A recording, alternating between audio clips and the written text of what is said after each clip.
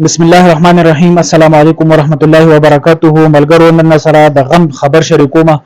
د مفتی صاحب په مسجد کې دماکه وشوه.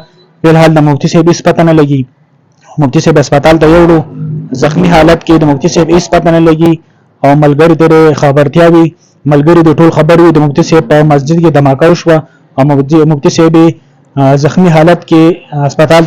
تاسو ټول ته خبرداري والله کدا اسلام در سره مولا ومنم، والله که در سره ومنم، ټیک دې زبا مرشم، ټیک دې ما باندې به دمکاو کې، ټیک دې ما باندې به حمله وکي.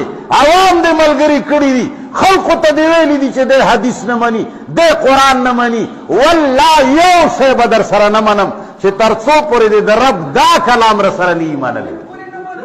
ایمل ولی چې کله د پښتنو د غیرت خبره کوي، د اتحاد خبره کوي، د یووالي خبره کوي، د مدنیاتو خبره کوي، زما صحافیانو سرکاري چې کم خرڅ صحافیان دي هغه مې کونه راغستې وي چېرته ناستې جنۍ کې لولي واده به کوي که نه به کوي.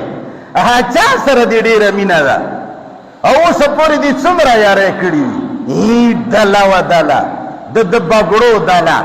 ته پاکستانی، ته د خلقو توجه د غیرت نه اړوي. نو زه دې مسلمانانو ته وایم چې دا قرآن ګوره د هوښیارولو کتاب دی.